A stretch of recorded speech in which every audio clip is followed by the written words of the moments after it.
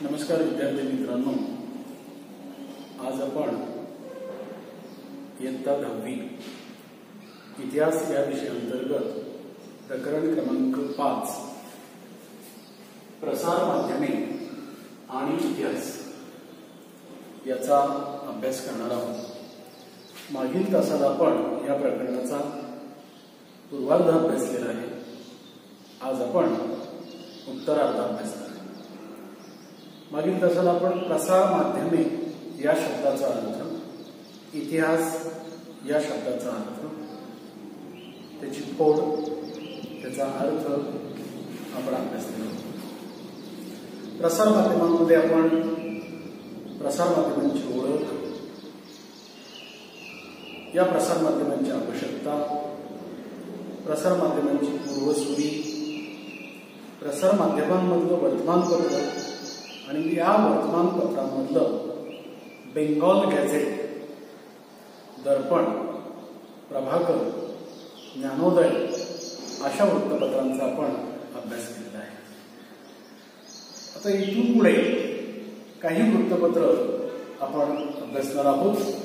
त्यातलं एक केसरी आणि 2 मराठा। स्वातंत्र्यपूर्व अवस्थेमध्ये जेव्हा ब्रिटिशांचं भारतावर राज्य होतं आणि स्वराज्य हे आपलं उद्दिष्ट होतं, त्या काळामध्ये केसरी आणि मराठा या वृत्तपत्रांनी भारतामध्ये, विशेषतः महाराष्ट्रामध्ये अत्यंत मोलाची कामगिरी, अत्यंत चांगलं योगदान दिलेलं आहे। लोकमान्य टिळक आणि गोपाळ गणेश आगरकर यांनी 1881 साली केसरी आणि मराठा ही वृत्तपत्र सोडली।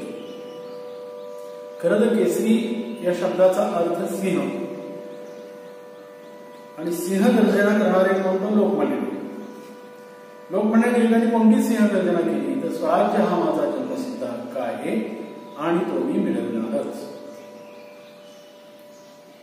अशा या केसरी आणि मराठा या वृत्तपत्रांनी भारताची स्थिती, देशाची स्थिती, देशामधली भाषा, विलायतेतले राजकारण या बाबींचा उहापोह केसरी आणि मराठा या वृत्तपत्रांमध्ये केलेला आपल्याला पाहायला मिळतो। म्हणजे त्यावेळची सामाजिक, राजकीय, ऐतिहासिक, धार्मिक स्थिती वास्तव केसरी आणि मराठा या वृत्तपत्रामध्ये झालेलं आपल्याला पाहायला मिळतं। त्यानंतर आपण अभ्यासणार आहोत नियतकालिका। आता नियतकालिकेचा अर्थ नीट समजून घ्या। नियतकालिके म्हणजे काय तर ठराविक काळानंतर नेहमी सातत्याने पण ठराविक कालावधीमध्ये मुद्रित होणार, छपाई केलं जाणार आणि प्रकाशित होणार आणि वितरित होणार त्याला आम्ही नियतकालिका असतो।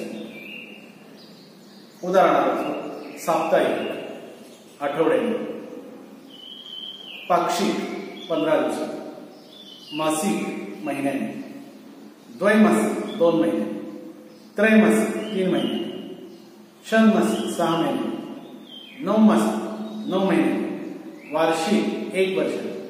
अशा प्रकारे ठराविक कालावधीनंतर मुद्रित, छपाई, प्रकाशित आणि वितरित होणारं जे अंक किंवा जे पत्र आहे त्याला आपण नियतकालिके असं म्हणतो।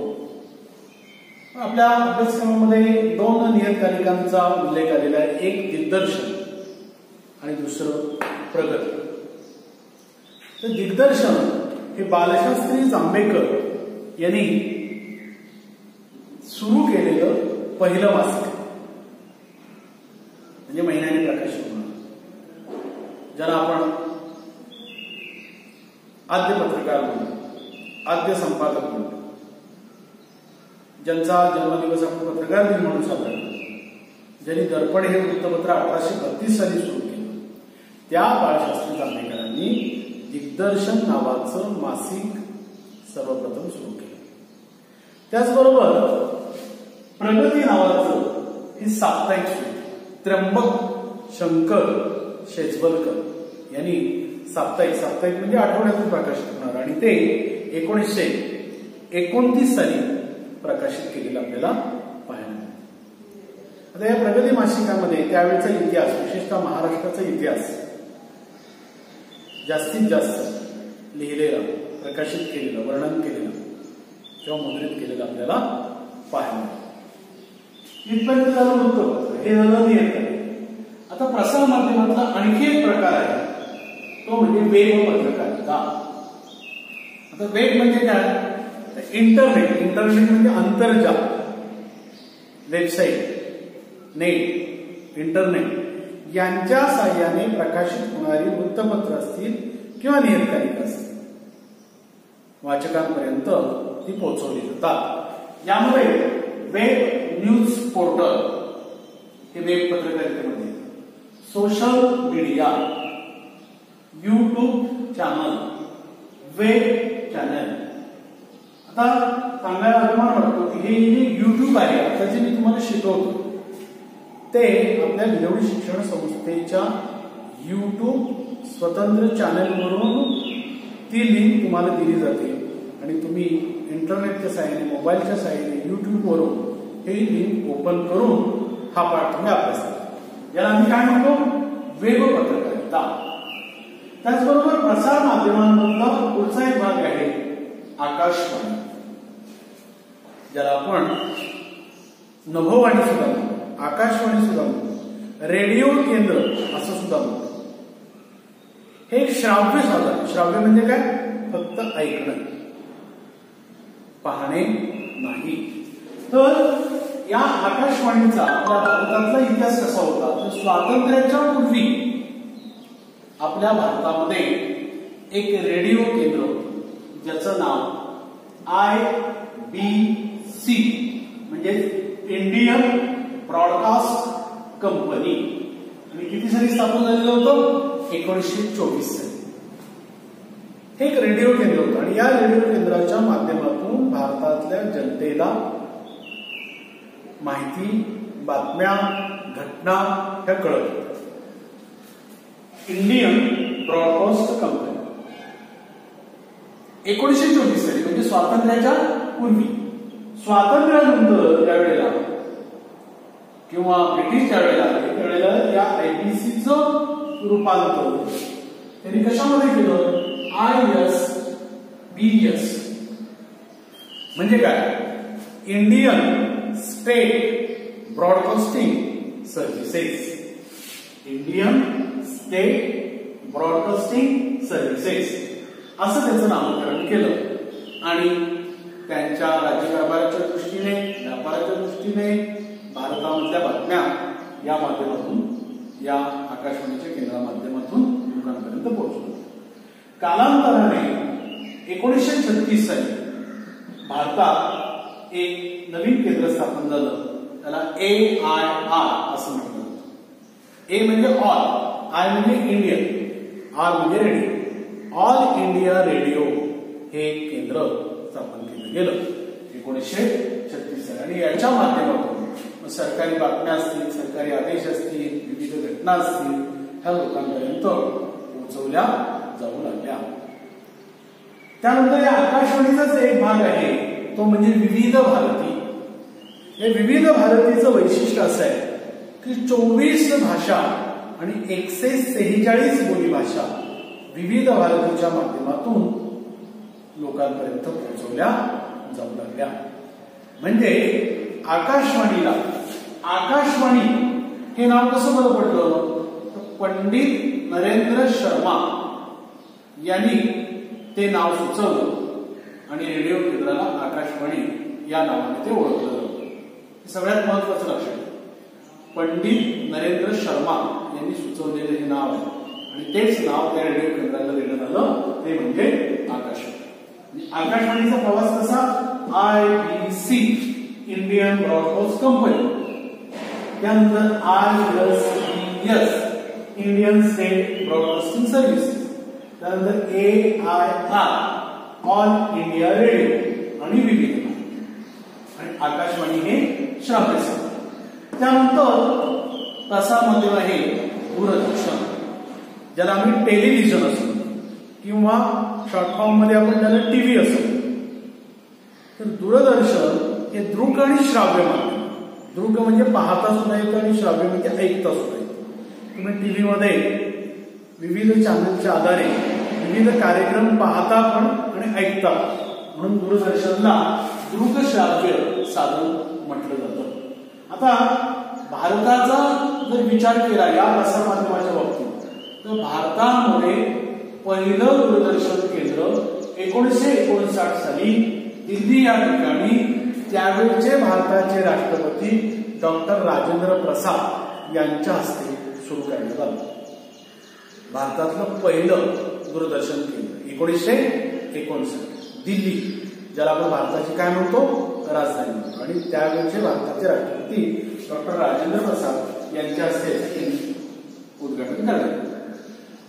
महाराष्ट्राचा जर विचार केला तर महाराष्ट्रामध्ये पहिलं दूरदर्शन केंद्र कुठं सुरू झालं तर मुंबई.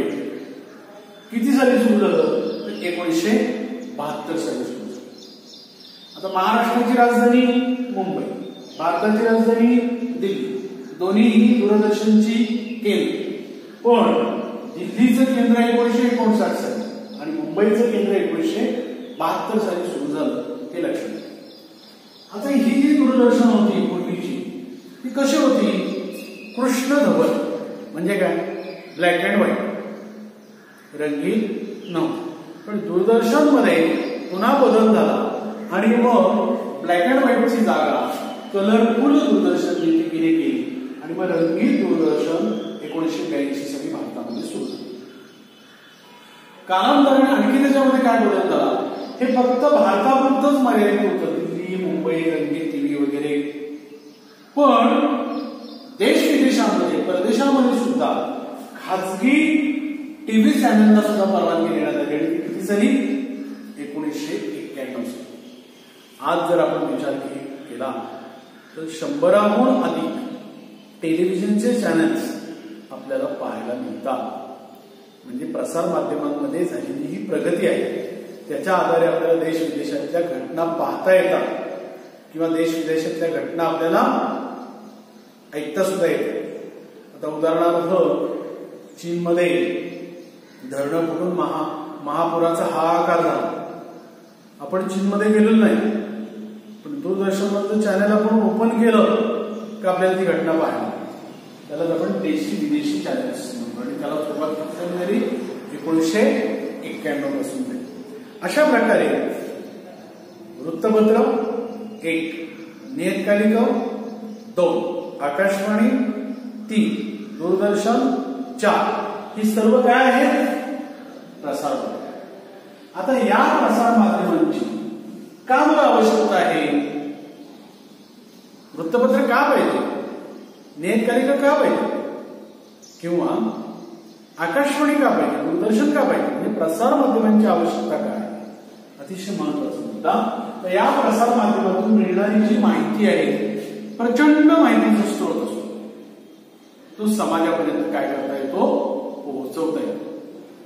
तर उदाहरणार्थ कोरोनाचं संकट सर्वप्रथम कुठं आलं? चीन या देशात. कुठल्या शहरात? वुहान शहरात.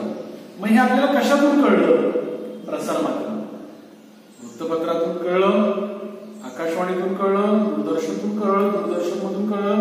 म्हणजे माहिती वेगवेगळी, ती आर्थिक असेल, सामाजिक असेल, राजकीय असेल, धार्मिक असेल, शैक्षणिक असेल, वैज्ञानिक असेल, सांस्कृतिक असेल, भौगोलिक असेल, ऐतिहासिक असेल, हा माहितीचा स्रोत प्रसार माध्यमांद्वारे समाजापर्यंत पोहोचवला. त्याचबरोबर काही वृत्तपत्रांमध्ये एक सदर येतं, वाचकांचा पत्रव्यवहार. आपण जर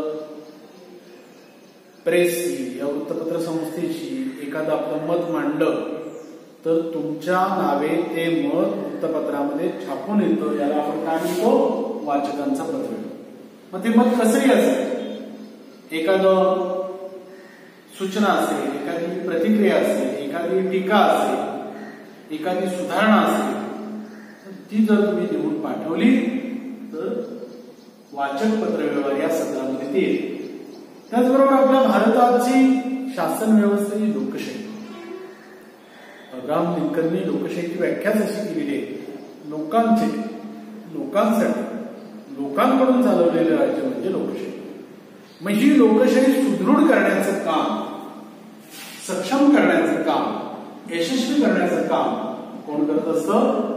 प्रसार माध्यम करत असतं. पण या प्रसार माध्यमांकडे आणखी एका वेगळ्या दृष्टीने पाहिलं पाहिजे की त्याचं काय केलं पाहिजे? चिकित्सक आकलन केलं. चिकित्सक आकलन म्हणजे काय? तर वृत्तपत्रांमध्ये किंवा आकाशवाणीवर किंवा दूरदर्शनवर किंवा नियतकालिकांवर येणाऱ्या सर्वच्या सर्व बातम्या सत्यच असतात असं नाही. काही वेळेला त्यामध्ये असत्यता असू शकते. म्हणजे चिकित्सक आकलन याचा अर्थ आलेलं वृत्त, आलेली बातमी ती वास्तवाला धरून आहे का, त्यामध्ये सत्यता आहे का, हे आपण पडताळून पाहणं अत्यंत गरजेचं. त्यासाठी एक उदाहरण दिलं की जर्मन हा जो देश आहे त्या जर्मन देशामध्ये एक स्टर्न नावाचं साप्ताहिक आहे.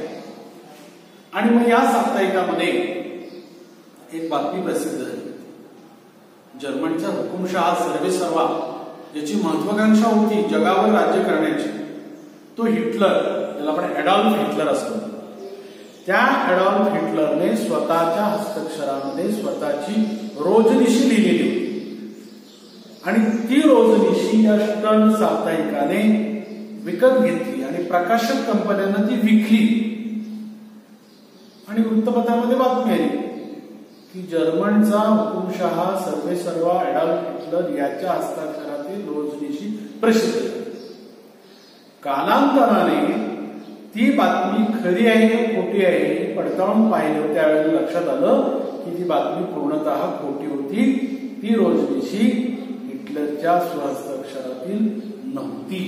याला तुम्ही काय म्हणतो? बातमीचं चिकित्सक काय झालं पाहिजे? आकलन झालं पाहिजे. आता या प्रसार माध्यमातून माहिती जरी मिळत असते, ही जरी चांगली बाब असते, तर त्याच्यातून काही व्यावसायिक क्षेत्र सुद्धा उपलब्ध प्रसार माध्यमात. उदाहरणार्थ पत्रकार आहे, उदाहरणार्थ वार्ताहर आहे, उदाहरणार्थ फोटोग्राफर आहे, उदाहरणार्थ संपादक आहे, उदाहरणार्थ अग्रलेखकार आहे, उदाहरणार्थ मुद्रणकार आहे, छपाईकार आहे किंवा तज्ञ आहे, अभ्यासक आहे. अशा प्रकारे व्यवसायाच्या अनेक संधी या प्रसार माध्यमातून आपल्याला पाहायला. आता ते कसं? तर एखादी बातमी असते, त्या बातमीमागची बातमी सुद्धा असते. उदाहरणार्थ समजा आता 2020ला पूर परिस्थिती होती, ही काय झाली? बातमी झाली. पण त्या बातमीमागची बातमी याचा अर्थ भूतकाळामध्ये एखादी घटना अशी घडून गेली आहे का? तर गेली. 2019ला असाच महापूर आलेला होता.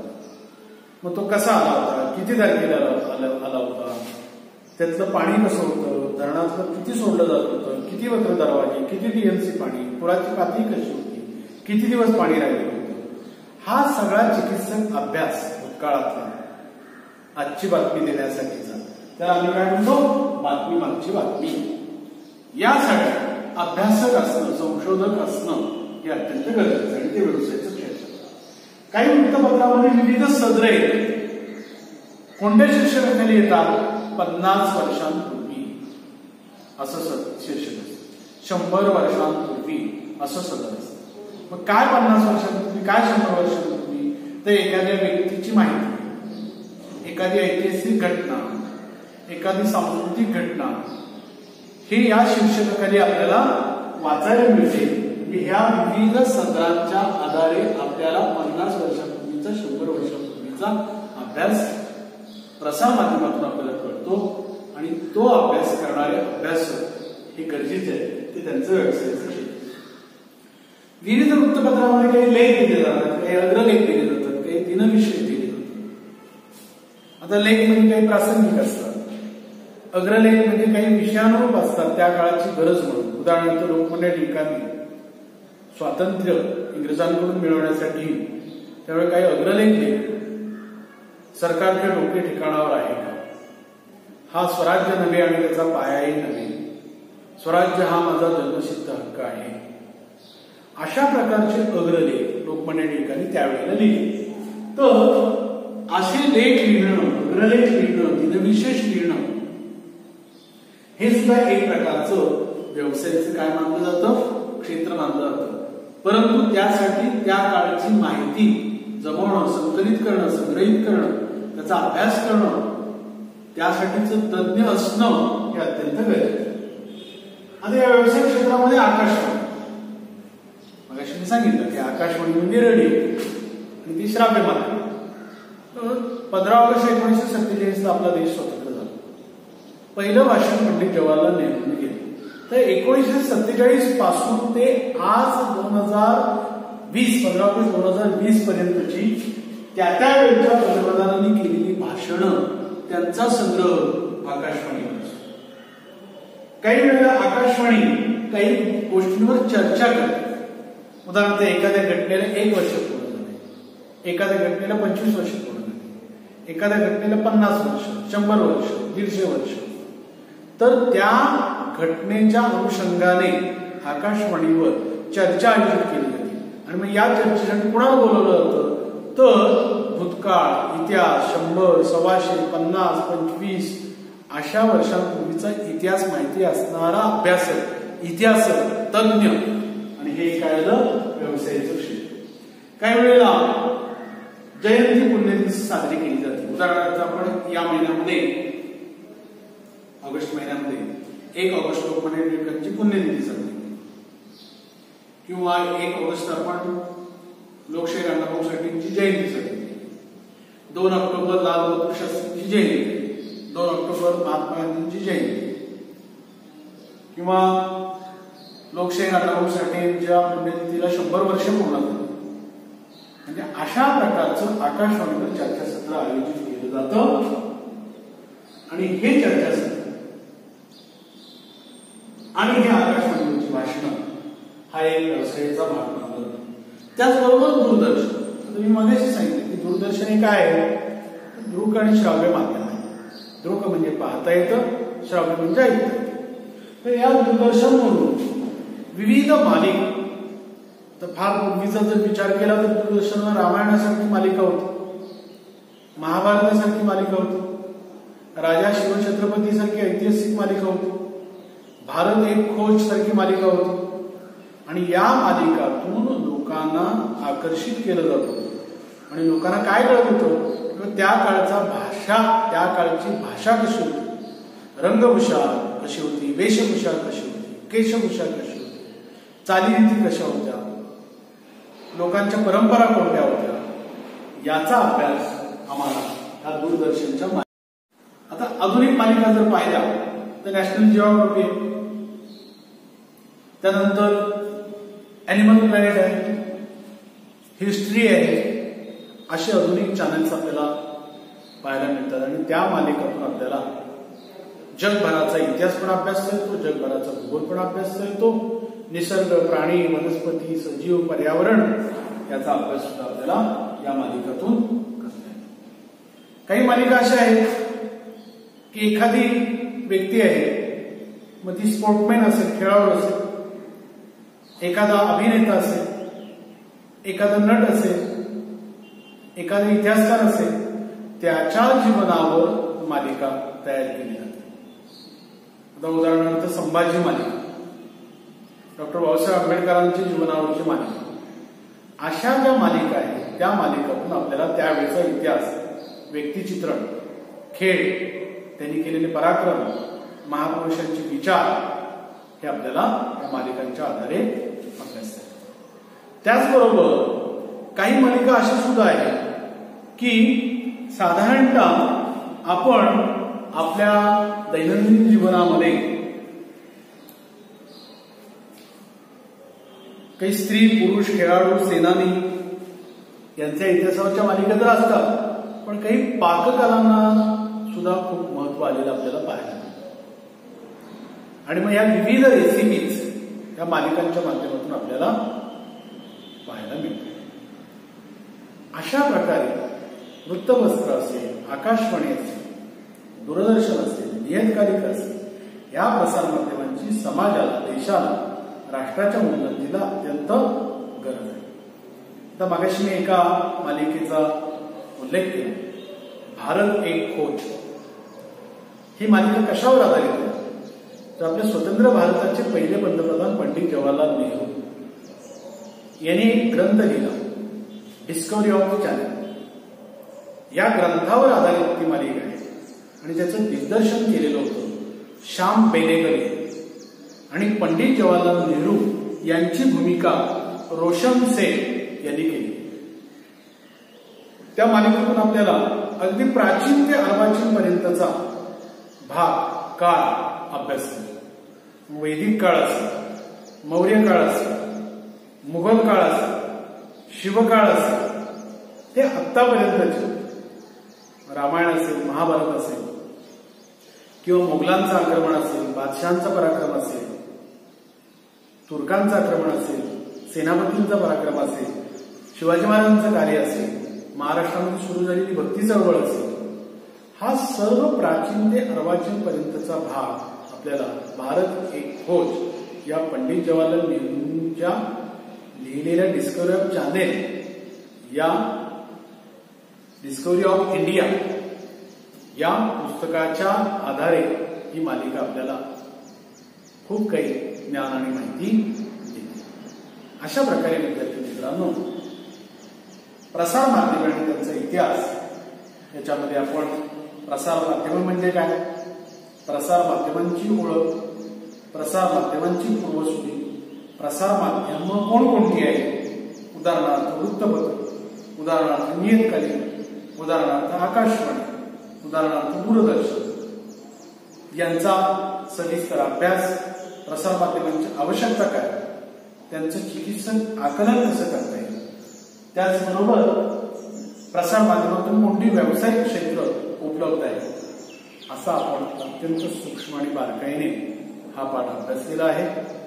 तुम्हाला मी विनम्रपणे आवाहन करेन की पहिल्यापासून आतापर्यंतचा हा पाठ सूक्ष्म पद्धतीने एकदा दोनदा वाचा, एक त्याचा स्वाध्याय द्या, दोन छोटे छोटे वस्तुनिष्ठ स्वरूपातले प्रश्न तयार करा, तीन पाठांतर करा, चार आणि कालांतराने काही पाठांवर जे काही सराव चाचण्या दिल्या जाणार आहेत त्या सोडवण्याच्या दृष्टीने त्याचा अभ्यास करा. चाचणी आल्यानंतर ती सोडून तुमच्या वहीमध्ये ठेवा. शाळा सुरू झाल्यानंतर आपण तपासणार आहोत, तर आपण गुण देणार. धन्यवाद.